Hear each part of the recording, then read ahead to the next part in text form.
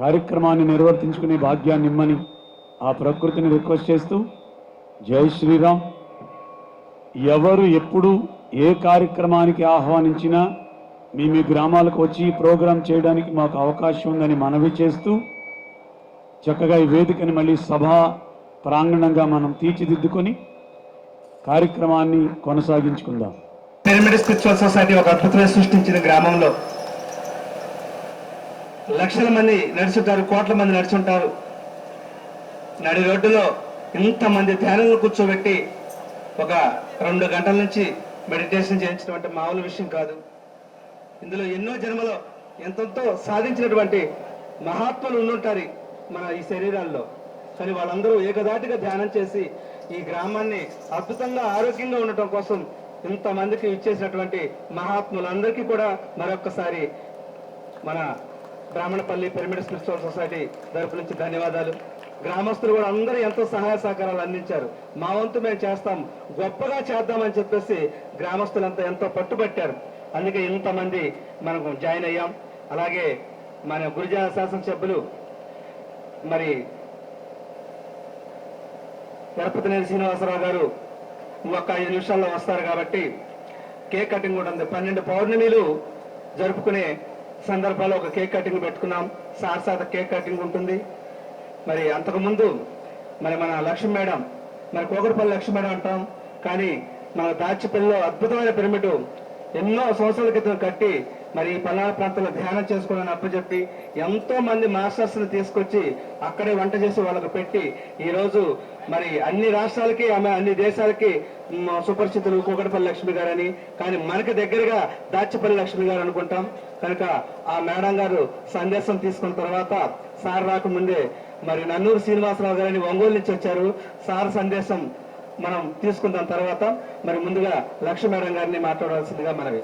మరి ఈ ధ్యానాన్ని అందించినటువంటి పుప్పల ప్రసాద్ గారికి ఒక్కసారి ధన్యవాదాలు తెలియజేసుకుందాం. మరి ఇంత అద్భుతమైన కార్యక్రమాన్ని ఏర్పాటు చేసినటువంటి బ్రాహ్మణపల్లి పిరమిడ్ స్పిరిచువల్ సొసైటీ వారి ఈ బృందాన్ని అందరికీ కూడా మరి ధన్యవాదాలు తెలియజేసుకుందాం. ఒక కార్యక్రమం ఏర్పాటు చేయాలి అంటే ఆషామాషి కాదండి. మనం ఏదో ఒక అరగంట లేటుగా వచ్చో లేదా అరగంట ముందుగా వచ్చో ఉంటాం. కానీ కార్యక్రమం ఏర్పాటు చేయాలంటే ఒక ఆలోచన కలిగి దాన్ని రూపం దాల్చాలి అంటే ఎంతో మంది మాస్టర్లు ఇక్కడ కృషి ఉంటేనే ఇంత అద్భుతమైన కార్యక్రమం ఏర్పాటు కాదు. ధ్యానం బాగా చేసుకుంటున్నాం అందరిని, ఎవరికి వాళ్ళని. మరి సాయంత్రం 4 గంటల నుంచి శాకాహార ర్యాలీ ఉంది. 4 నుంచి 6 వరకు. ఉదయం ఎందుకు ర్యాలీ పెట్టలేదండి, సాయంత్రం ఎందుకు పెట్టారు అంటే ఉదయం భోజనాలు అయిపోయిన తర్వాత ర్యాలీ అయిపోతే క్లాస్కి ఎవరు ఉండట్లేదండి, అందుకని ర్యాలీ సాయంత్రం పెట్టడం జరిగింది అని. మరి ఈరోజు ర్యాలీకి మరి ఎంతమంది ఉంటారో చూద్దాం. ఎంతమంది ఉందాం అనుకుంటున్నారు ర్యాలీకి? అందరూ. Very good. ఇంతమంది ర్యాలీ చేస్తే ఈ పల్నాడంతా ధ్యాన పల్నాడు, శాకాహార పల్నాడు కాకుండా ఎలా ఉంటుంది కదా? ఇక్కడే ఎక్కువ చెయ్యాలి. ఎందుకంటే ఒకప్పుడు గతంలో కొబ్బరికాయలు పగిలినట్టు తలకాయలు పగిలినాయి ఇక్కడ. అలాంటి ప్రదేశంలో ఈ రోజు ఇంత ధ్యానం జరుగుతుంది, ఇన్ని ర్యాలీలు జరుగుతున్నాయి అని అంటే ఎంతో మార్పు వచ్చిందండి ఈ పల్నాడు ప్రాంతంలో. ఇంకా మార్పు కావాలి, ఇంకా కావాలి. చేయవలసింది చాలా ఉందండి. ఎవరి కోసమో చెయ్యట్లేదు మనం, మన కోసం మనం చేసుకుంటున్నాం. మనం ఉంటున్న మన ప్రాంతం కోసం మనం చేస్తున్నాం. ఇప్పుడు గుడికి వెళితే ఎలా ఉంటుంది వాతావరణం, అలాగే ఒక మాంసాహారం కొట్టుకెళ్తే ఎలా ఉంటుంది వాతావరణం అందరికీ తెలుసు. చేపల మార్కెట్లోకి వెళ్తే ఏం చేస్తామండి, అందరినీ ముక్కు మూసుకుంటాం. కూడా ఆ వాసన భరించలేక ముక్కు మూసుకుంటాం. మరి అలాంటి ప్రదేశంలో మనం ఉంటే మన ఆలోచన ఎలా ఉన్నతంగా వస్తుంది. అదే ఒక దేవాలయానికి వెళితే అక్కడ వాతావరణం వినడానికే చాలా పాజిటివ్ వైబ్రేషన్కి మన ఆలోచన కూడా ఉన్నతంగా ఉంటుంది. మన ఆలోచనలు ఉన్నతంగా ఉండాలి అంటే ఒక ఎన్విరాన్మెంట్, పాజిటివ్ ఎన్విరాన్మెంట్ అన్నది క్రియేట్ చేయాలి. మనమే చెయ్యాలి, ఎవరు చెయ్యరు. మనం ఉంటున్న ప్రాంతంలో మనమే చెయ్యాలి. వారానికో, నెలకో లేదా ఏడాదికో ఒక ర్యాలీ చేసి మేము చేసినప్పుడు అలా చేసాం, ఇలా చేసామని అందరూ చెప్పుకుంటున్నాం. కానీ మనం చేసింది కొంచెమే అండి. ఇప్పుడు ఉన్న ఈ పాపులేషన్ లో 1% మాత్రమే ధ్యానం చేసే వాళ్ళు ఉన్నారు.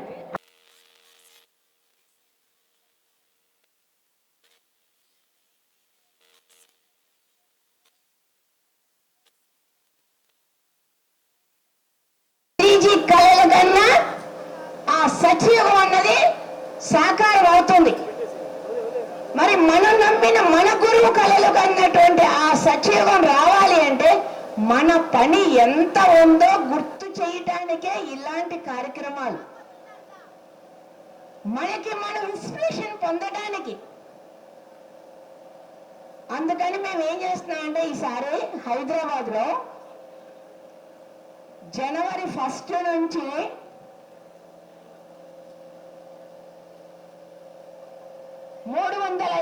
రోజులు కంటిన్యూగా శాకాహార ర్యాలీ పెట్టబోతున్నాం. ప్లాన్ అయింది. ఒక్కొక్క ఏరియాలో 11 రోజులు, ప్రతి మనిషికి, ప్రతి గడపకి ధ్యానము, శాకాహారము, పిరమిడ్, పాంప్లెట్ అందాలి. వాళ్ళకి తెలియాలి. ధ్యానం చేస్తాడా చేయడా మనకు సంబంధం లేదు. ఎందుకంటే వివరం తెలిస్తే దానివల్ల నష్టం ఏంటో తెలియాలి, మాంసాహారం యొక్క నష్టం తెలియాలి, అలాగే శాకాహారం యొక్క విలువ, లాభాలు తెలియాలి. తెలిసినప్పుడే ఒకసారి, 2 సార్లు, 3 సార్లు, లేదా ఒక నెల, 2 నెలలు, ఒక ఏడాదికైనా వాళ్ళల్లో మార్పు వస్తుంది. తెలియచేయవలసిన బాధ్యత మనకే ఉంది. అందుకని హైదరాబాద్లో మరి 350 రోజులు ప్రతి మనిషికి, ప్రతి గడపకి తెలియాలి అని ఒక దృఢమైన సంకల్పంతో చేయబోతున్నాం. అలాగే ఎవరి ఊరిలో వాళ్ళు, హైదరాబాద్ నుంచి నేను రానక్కర్లా, మీరు హైదరాబాద్ రానక్కర్లా, ఎవరు ఉన్న ఊర్లో, ఈ ఊర్లో ఒక 20 మంది ఉన్నారా శాకాహారులు, ఒక 30 మంది ఉన్నారా, 40 మంది ఉన్నారా, 10 మంది ఉన్నా చాలు. ఈ 10 మంది రోజుకి 1 గంట, 2 గంటలు, 2 వీధులు తిరిగితే శాకాహారం ఎందుకు అవ్వదు? ఇంకో చిన్న చిట్కా చెప్తా. మీరందరికీ ఒక అనుమానం ఉంటుంది ఈ మధ్య కాలంలో. జరుగుతున్న వాస్తవమే, అనుమానం కాదండి. ఒక కార్యక్రమం ఏర్పాటు చేయాలి అంటే చాలా ఖర్చుతో కూడుకున్నది. మరి ఇలాంటివి మేము చెయ్యాలంటే మేము చేయలేం కదా, నీకే మైక్ ఇచ్చారు కాబట్టి ఏదేదో చెప్పుకొని వెళ్ళిపోతావు అని అంటారు. కానీ ఖర్చు తక్కువ, ఎనర్జీ ఎక్కువ ఉండేటట్టు మనం ప్లాన్ చేసుకోవాలండి. ఇవాళ హైదరాబాద్లో ఇన్ని ర్యాలీలు చేస్తున్నాం, చార్మినార్ లాంటి ఏరియాలో కూడా ర్యాలీ చేస్తున్నాం అంటే 2011లో మేము ర్యాలీ స్టార్ట్ చేస్తే 10 మంది, 15 మంది, 20 మంది వస్తే పెద్ద ర్యాలీ ఆ రోజుల్లో మాకు. అలా ఎలా స్టార్ట్ చేసాం? మధ్యాహ్నం భోజనం చేసిన తర్వాత 2:30, 3ంటికి స్టార్ట్ చేసి 4:30, 5ంటికి క్లోజ్ చేసేవాళ్ళం. మాకు టీవీలు కూడా ఇచ్చేవాళ్ళు కాదు మొదట్లో. ఇవ్వాలని తెలియదు, అడగాలని మాకు తెలియదు, ఎవరిళ్ళకాళ్ళు వెళ్ళిపోయేవాళ్ళం. తర్వాత కాలంలో స్నాక్స్ పెట్టి టీ ఇచ్చేవారు. అది పెద్ద ఖర్చుతో కూడుకున్నది కాదు. అందుకని నేనేం చెప్తానంటే, ఈ ఊర్లో ఉన్నటువంటి శాకాహారులందరూ కలిసి ఒక టీముగా ఏర్పడి ప్రతిరోజు 1 గంట సమయాన్ని వాళ్ళు ఇక్కడ నుంచి అక్కడి వరకే చేశాం. రేపు అక్కడి నుంచి ఇంకొంచెం ముందుకు చేద్దాం. ఎక్కడైతే ఆపేసామో అక్కడి నుంచి వెళ్దాం. ప్రతి ఇంటికి పాంప్లెట్ ఇద్దాం. అడిగిన వాళ్ళందరికీ ఒక 2 నిమిషాలు ఎక్స్ప్లెయిన్ చేద్దాం. మధ్యాహ్నం అన్నం తిని వచ్చాక ఎవరికి ఏమీ అవసరం లేదు. ఇష్టమైతే ఒక టీ ఇద్దాం, ఒక 2 బిస్కెట్లు టీ ఇవ్వండి. అది పెద్ద ఖర్చుతో కూడుకున్నది కాదు. హైదరాబాద్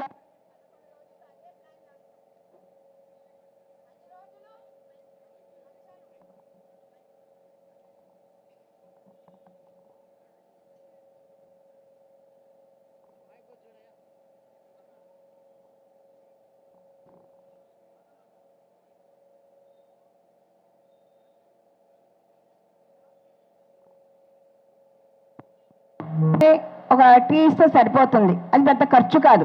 అలా 10 రోజులు చేద్దాం. 11వ రోజు ఉదయం పూట ర్యాలీ పెట్టి భోజనాలు పెట్టుకుందాం. ఇలా మేము హైదరాబాద్లో ప్లాన్ చేస్తాం.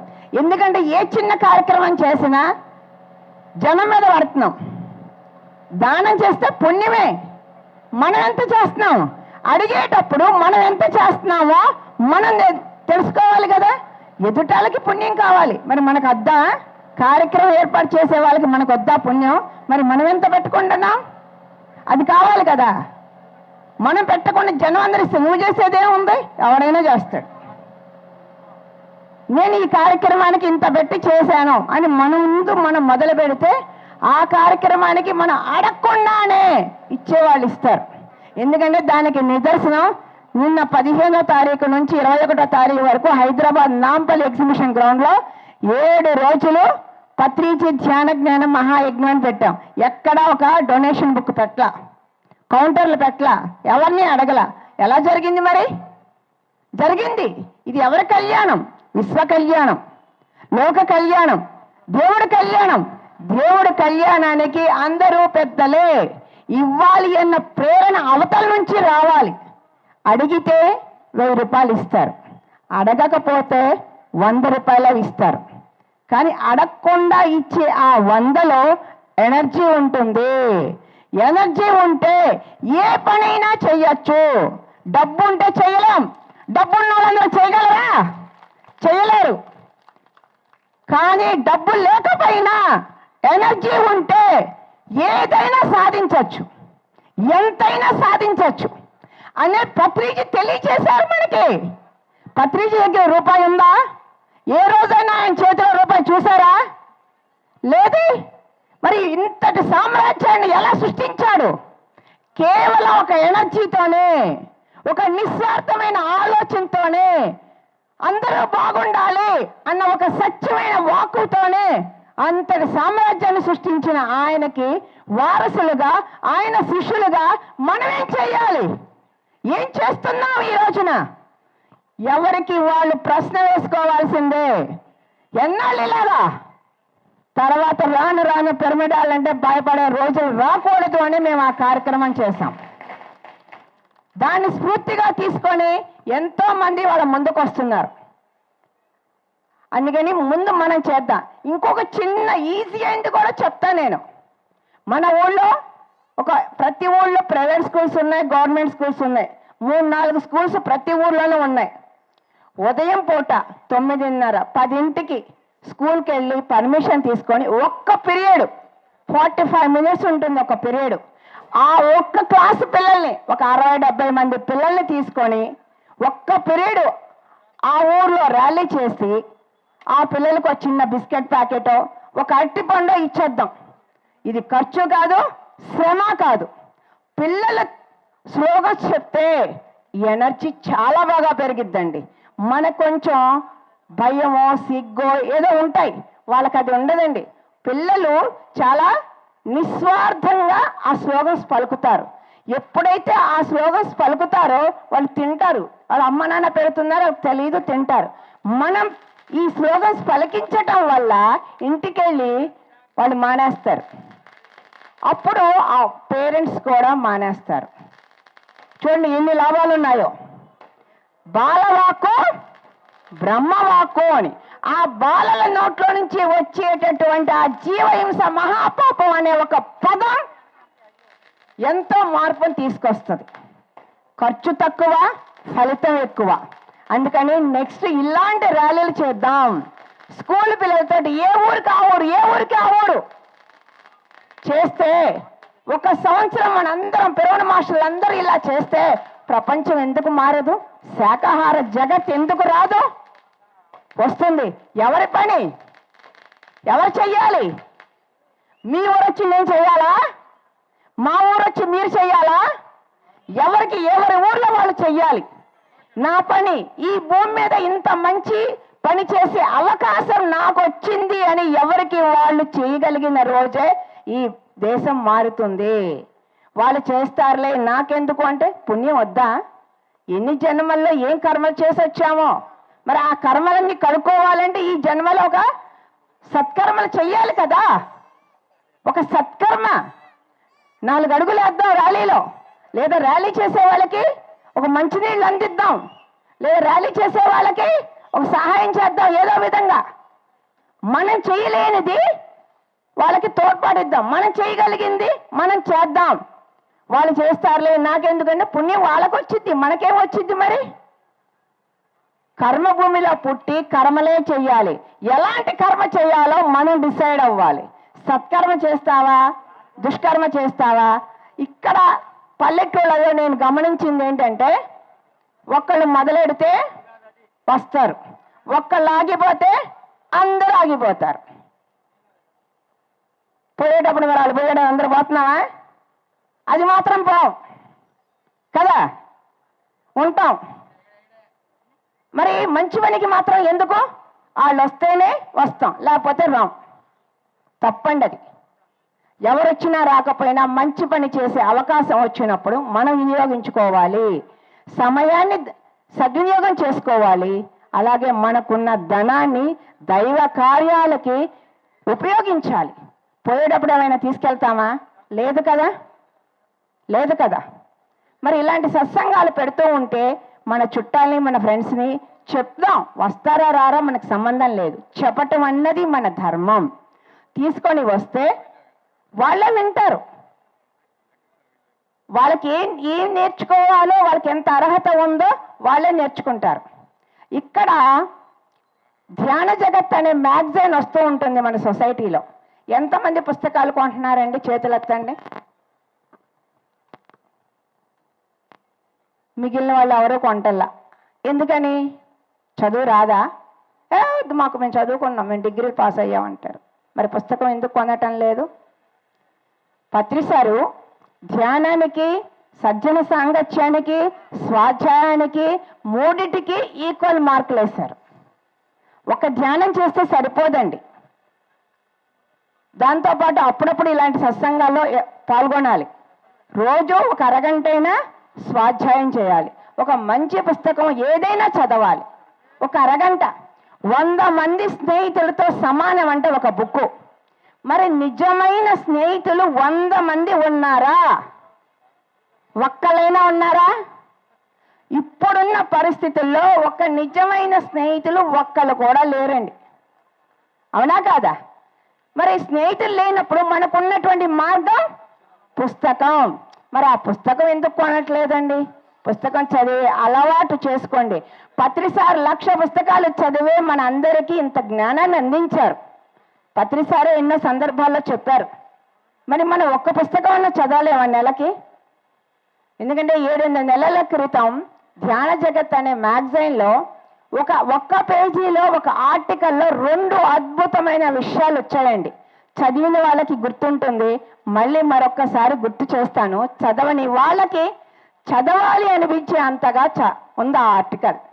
ఏంటి అంటే, ఇలాంటి ఒక సత్సంగానికి ఒక చెవిటతను వచ్చాడట. రోజు వస్తున్నాడట. వచ్చే వాళ్ళకి డౌట్ వచ్చింది, ఈయనకి చెవుడు కదా, మైకులో చెప్పినా వినపడదు కదా, ఎందుకు వస్తున్నాడు రోజు అంత సిన్సియర్గా అని ఆ సత్సంగం చెప్పే గురువుకు చెప్పారంట.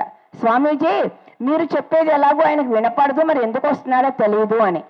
ఆయన పిలిచి కాగితం మీద రాసి చూపించాడట. నీకు చెవుడు కదా, వినపడదు కదా, నీవు ఎందుకు వస్తున్నావు అని. అంతే కదా, మరి మనకి డౌట్ వస్తుంది కదా. అప్పుడు ఆయన చెప్పాడంట 2 అద్భుతమైన విషయాలు. ఏంటి అంటే, భౌతికంగా మీరు చెప్పేది ఏది నాకు వినపడదు, అస్సలు వినపడదు.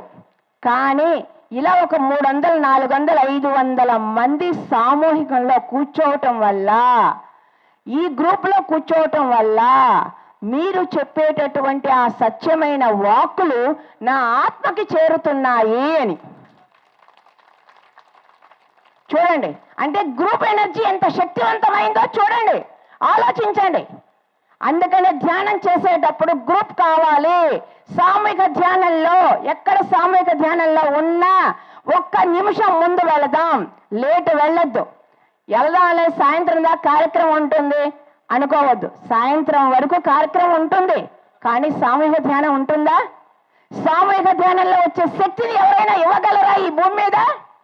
క్లాస్ అంటే మేడం ఏం చెప్పారు, ఈ సార్లు ఏం చెప్పారంటే కొంచెం అటో ఇటో చెప్తారు ఎవరైనా, కానీ సామూహిక ధ్యానంలో వచ్చే శక్తిని మాత్రం ఇవ్వటానికి ఈ భూమి మీద ఎవరికి అర్హత లేదండి. ఆ శక్తిని మనమే సంపాదించుకోవాలి. అందుకని సామూహిక ధ్యానంలో ఒక్క నిమిషం ముందు పాల్గొందాం వెళ్ళి. ఇది ప్రతి ఒక్కళ్ళు తెలుసుకోవాల్సినటువంటి విషయం. ఇంకొక అద్భుతమైన విషయం ఏం చెప్పారు అంటే, నన్ను దించడానికి నా కొడుకు స్కూటర్ మీద వచ్చి నన్ను ఇక్కడ దించి వెళ్తాడు. స్కూటర్ యూటర్న్ చేసుకొని వెళ్లే లోపు ఈ మైక్లోంచి వచ్చేటటువంటి ఒక మాట రెండు మాటలు చెవిన పడి నచ్చి తను సత్సంగానికి వస్తున్నాడు. తను రావటమే కాదు, తన భార్య పిల్లల్ని కూడా ఈ సత్సంగానికి తీసుకొస్తున్నాడు. అందుకు నేను వస్తున్నాను అని చెప్పాడు. మరి ఒక పేజీలో 2 అద్భుతమైన విషయాలు ఉంటే మరి ఆ పుస్తకం మొత్తంలో ఎన్ని అద్భుతమైన విషయాలు ఉండొచ్చు? ఉంటాయా ఉండవా? ఏం నోళ్ళు లేవా? మరి ఉంటాయన్నప్పుడు మరి పుస్తకం కొనాలా వద్దా? కొనాలి కదా. అమ్మో పుస్తకానికి 50 రూపాయలు పెట్టాలంటారా? 50 కదా, లేవా 50 రూపాయలు? పెట్టలేని స్థితిలో ఎవరున్నారండి ఈ రోజున? 50 రూపాయలు పెట్టలేని స్థితిలో ఎవరు లేరు నాకు తెలిసి. ఒకప్పుడైతే ఉండొచ్చు. ప్రస్తుత కాలంలో 50 రూపాయలు అన్నది చాలా చాలా చిన్న విషయం. చిన్న విషయమే, తక్కువ అమౌంటే, చాలా తక్కువ అమౌంట్ 50 రూపాయలు అంటే. ఇవాళ ఒక టమాటా కేజీ రావట్లా, కూరగాయ రావట్లే కేజీ కదా. మరి ఆ 50 రూపాయలు పెట్టి పుస్తకం కొని మనం చదివి ఎంతమందికి చెప్పొచ్చండి ఈ విషయం? ఈ ఒక్క విషయం నేను ప్రతి క్లాసులో చెప్తూనే ఉన్నా. ఒక 50 రూపాయలు పెట్టి పుస్తకం కొని ఈ విషయాన్ని కొన్ని వందల వేల మందికి చెప్పా. ఈ వేల మందిలో కొన్ని వందల మందికైనా నచ్చి పుస్తకం కొనుక్కున్నారు కదా, చదివారు కదా. ఈ విషయాన్ని మళ్ళీ ఇంకొకరికి చెప్పుండొచ్చు కదా. ఇవాళ లక్ష్మీ మేడం పలానా అద్భుతమైన విషయం చెప్పారని మీరు ఇంకో కొంతమందికి చెప్పుండొచ్చు కదా, వాళ్ళు ఇంకొంతమందికి చెప్పుండొచ్చు కదా. అలా అలా అలా వెళ్తే ఈ స్ప్రెడ్ అయిన ఈ విషయం ఇలా మారి ప్రతి ఒక్కళ్ళు మారి పుస్తకం కొని, మరి ఈ పుణ్యం అంతా ఎవరికి వస్తుందండి? ఎవరికి వస్తుంది? చెప్పిన వాళ్ళకే కదా. మరి ఈ పుణ్యం వల్ల కర్మ కదా దగ్ధమయ్యేది. మరి పుస్తకం కొనకుండా, ఈ విషయాలు తెలుసుకోకుండా, ఎవరికి చెప్పకుండా ఆ 50 రూపాయలను బీరువాలో దాస్తే తీసుకెళ్తామా? తీసుకెళ్ళాం కదా. తీసుకెళ్తాం అనుకున్న వాళ్ళు తీసుకెళ్ళిపోండి.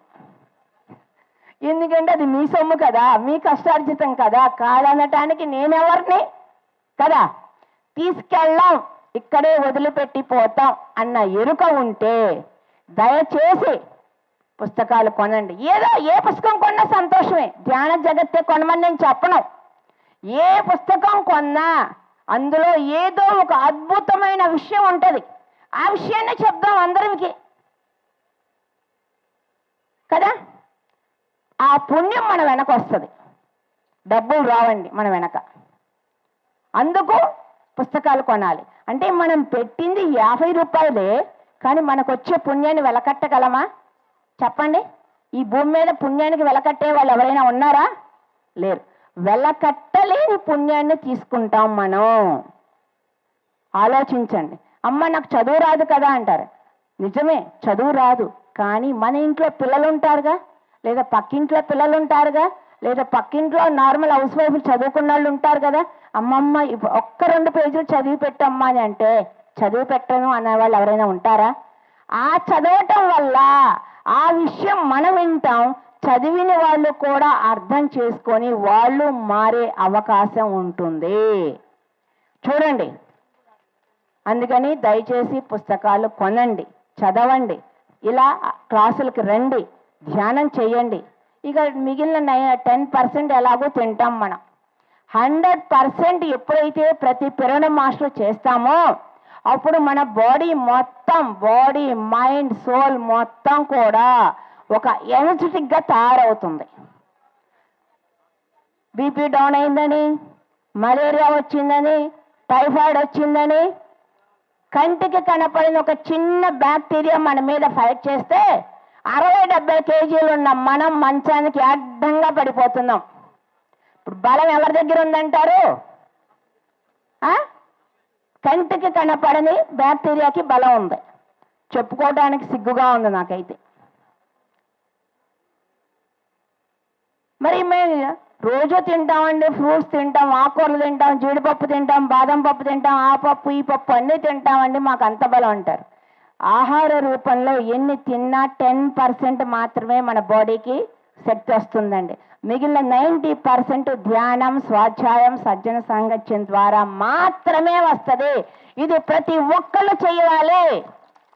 ఏదో అప్పుడప్పుడు క్లాసులకు వచ్చి రోజు అరగంట, 30 గంట ధ్యానం చేసి, అయ్యో వాళ్ళు పిలవలేదండి, పిలిస్తే వెళ్దాం అనుకున్నానండి, నింద వాళ్ళ మీద వేస్తాం. పిలవని వాళ్ళ మీద.